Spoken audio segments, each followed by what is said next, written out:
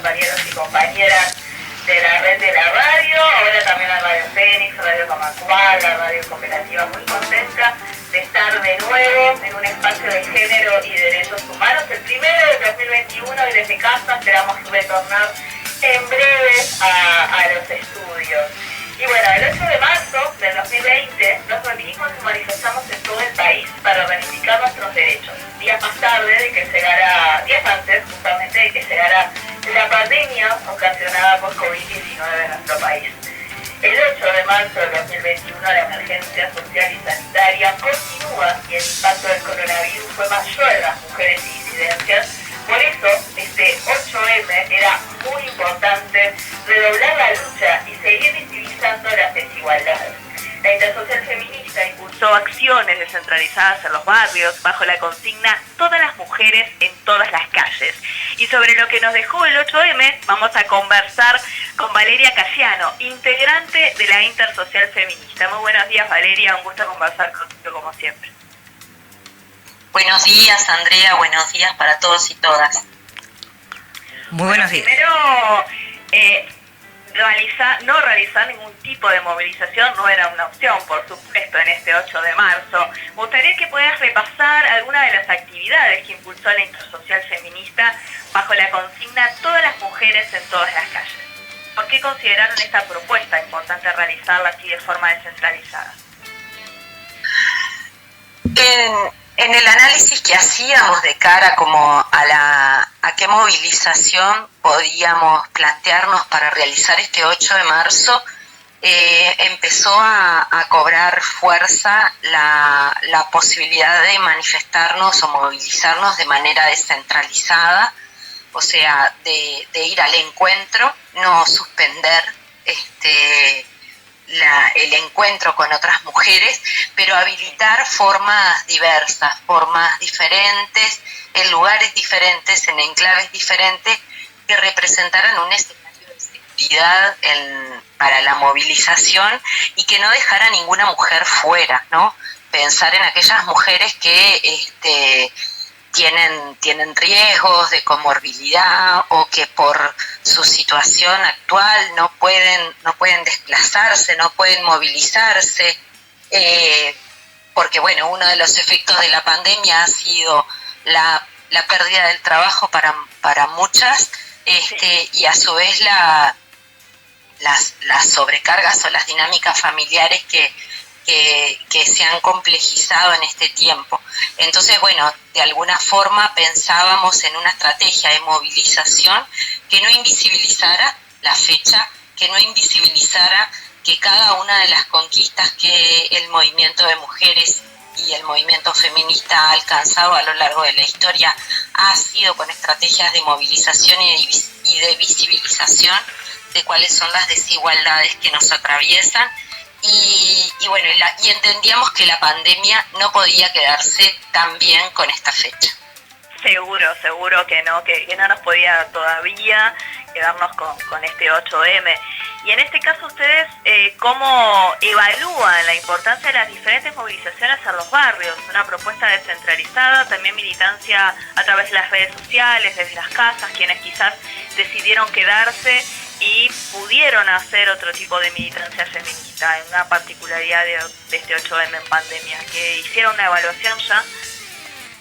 Sí, hemos estado, bueno, como muy movilizadas también por el impacto que tuvo y también por el tipo de jornada que nos tocó vivir a cada una, ¿no?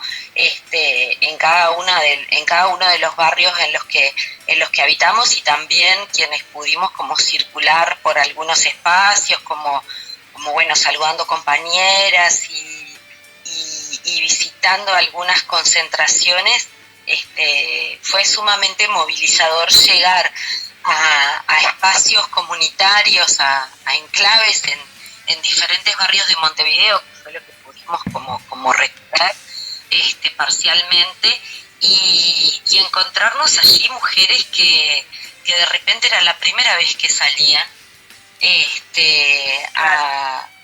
a manifestarse, o era la primera vez que se encontraban con otras porque sentían que en ese encuentro, en esa convocatoria, había algo importante que ellas podían decir o que ellas querían hacer visible. Y eso, sin lugar a dudas, es un saldo muy positivo de esta estrategia de movilización que nosotras pensamos, pero que por suerte un montón de mujeres y un montón de organizaciones y colectivos que no están integrados a la intersocial feminista se sintieron convocados y lo tomaron como suya. Nosotras entendemos que largamos una consigna que rápidamente un montón de organizaciones, grupos, mujeres hicieron suya y la adoptaron, la variaron, la versionaron y en todas sus formas y expresiones lo compartieron también con nosotras como forma de hacer visible y amplificar que un conjunto enorme de mujeres no se callaban más algunas cosas y que estaban dispuestas a estar en todas las calles porque están dispuestas todos los días a sacar al conjunto de la sociedad adelante y en esta situación de no reconocimiento y de no trato igualitario. Entonces la evaluación que hacemos es altamente positiva porque nosotras esperábamos la repercusión que tuvo y la calidad de la repercusión, ¿no? Estos pequeños movimientos a la interna de algunos barrios como Flor de Maroñas, como Casaballe, que en términos de la calidad de lo que suponen, tiene una potencialidad enorme. Seguro que sí. También, hablábamos de esta particularidad, de esas movilizaciones, también una lectura, una proclama a través de las redes sociales, y dentro de estas principales reivindicaciones que aparecen en la proclama del Intersocial Feminista, se hace énfasis en la precarización de la vida en general, que tú algo mencionabas en la primera respuesta. ¿En qué aspectos, para ser más exactas, que las mujeres nos vimos muy perjudicadas también durante la pandemia, en algunos aspectos muy relevantes que mencionabas, como para extendernos un poquito más? Bueno, ahí una de las cosas que nosotras identificamos es la precarización general o global de la vida en el caso de las mujeres, y eso lo podemos como identificar por un lado en la desigualdad socioeconómica, ¿no? que nos atraviesa a las mujeres. Tenemos que pensar dentro del mercado de trabajo uruguayo cuáles son los sectores altamente feminizados o cuáles cuentan con una participación más masiva de las mujeres.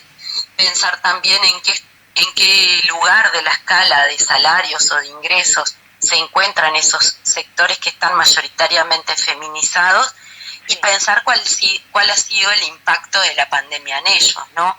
Cuáles sectores han suspendido actividades, cuáles están mucho más lejos de retornar a una situación nuevamente de crecimiento o de reactivación. Pensemos en el sector de los servicios, en el sector del comercio, pensemos en el trabajo doméstico, pensemos en los cuidados. Y por otra parte sectores que no pudieron parar y que sus cargas de trabajo se han intensificado con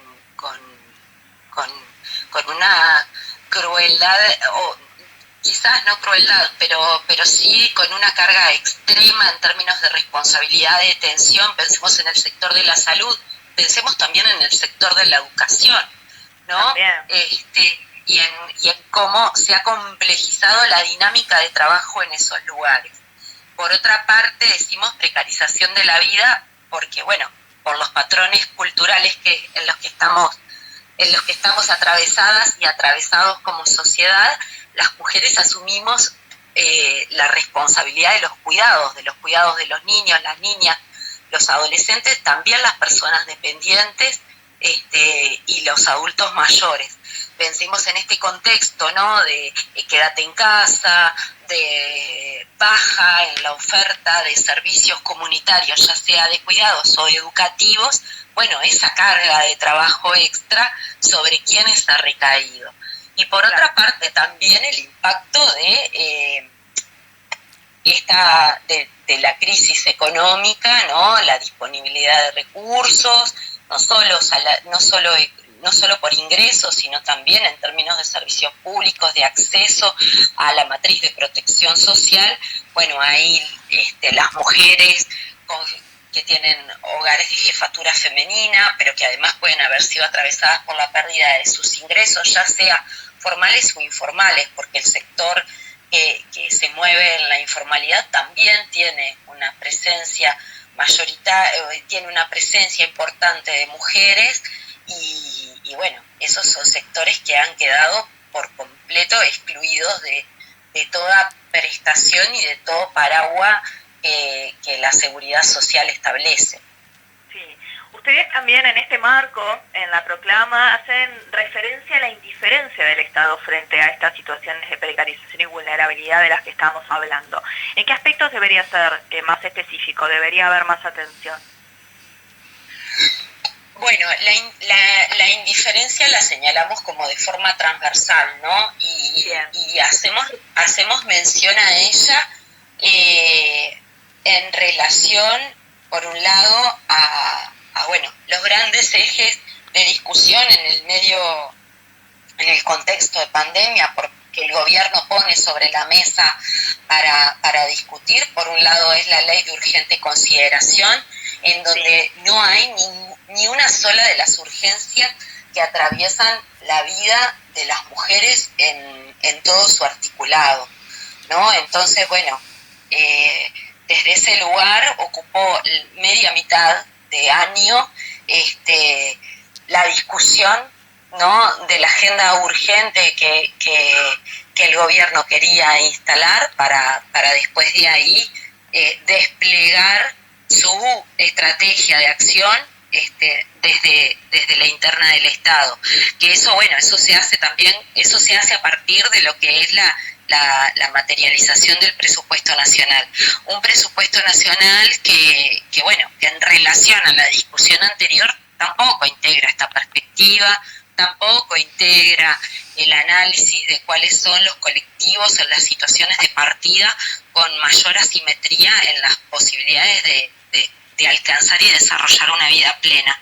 Entonces, en ese presupuesto nacional tampoco aparece reflejada la situación de vida de las mujeres, de los niños, de las niñas, de las adolescentes, y no hay una asignación jerarquizada de recursos.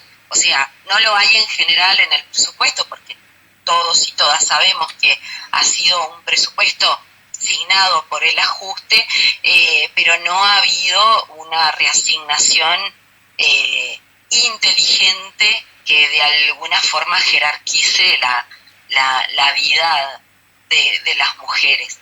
Acá hay una pequeña inyección complementaria de fondos para lo que son las estrategias de atención a la violencia basada en género, que es una de las aristas que afectan las posibilidades de desarrollo pleno de las mujeres, una arista importantísima. Es un problema transversal y estructural a toda la sociedad uruguaya, no distingue de nivel educativo, no distingue de nivel socioeconómico, y no distingue tampoco de banderas políticas, pero que tiene una asignación y una atención por parte del Estado que no se condice con la declaración de emergencia nacional que se hizo a fines de 2019. No se hizo en ese entonces una asignación de recursos y una toma de medidas ajustada a la declaración de emergencia nacional, tampoco no se hizo en ese momento, tampoco se ha hecho ahora. Ahí tenemos una estructura muy deficitaria, por un lado en cobertura territorial, en cobertura de horas disponibles, de recursos disponibles de atención, pero después también en lo que es la integralidad de la respuesta. ¿no? En que una mujer que se acerca a un servicio especializado buscando problematizar o poner fin, problematizar y poner fin a la situación que la atraviesa de vida, no alcanza allí una respuesta que aborde cada uno de los espacios de su vida que tiene que resolver. Y no es un problema de quienes trabajan en los servicios, sino de los recursos que tienen disponibles para poner a jugar a la hora de resolver una estrategia habitacional, una estrategia que conserve o le permite incorporar la generación de ingresos, porque bueno, en muchos casos los niveles de sometimiento son muy grandes y hay situaciones de dependencia económica, como parte de la estrategia de violencia, los cuidados, etcétera, etcétera, etcétera. Y después, por otra parte, porque nos estamos quedando sin tiempo, me gustaría preguntártelo en esta consigna de que ¿qué no nos callamos más las feministas? Brevemente, ¿cuál sería lo que tú no te callas como feminista? Bueno, no nos callamos más la desigualdad económica en la que estamos, las brechas, por un lado salariales, pero también en términos de condiciones laborales a las que accedemos. No nos callamos más la segregación y la violencia política que las mujeres que decidimos y deciden participar en ámbitos de representación pública reciben por parte de estructuras que ya sea que se declaren o no aliados o aliadas, siguen ejerciendo sobre las mujeres, y no nos callamos más la violencia, ¿no? La violencia estructural, la violencia femicida, la violencia sexual, la violencia hacia niños, niñas y adolescentes, y no nos callamos más la indiferencia del Estado, su sistema de respuestas y el poco acceso a una justicia de calidad que es la que hoy está disponible. Son muchas las cosas que nos callamos más, y no nos callamos más porque hay demasiadas mujeres silenciadas por la violencia extrema, ¿no? Con la muerte, pero también hay un montón de mujeres que están silenciadas en vida y no pueden alzar la voz porque la opresión de la que son objeto es muy fuerte.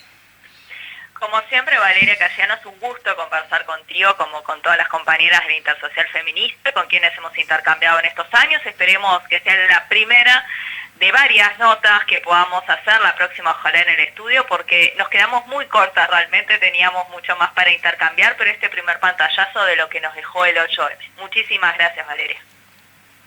Muchas gracias a ti, Andrea, y un gusto como siempre.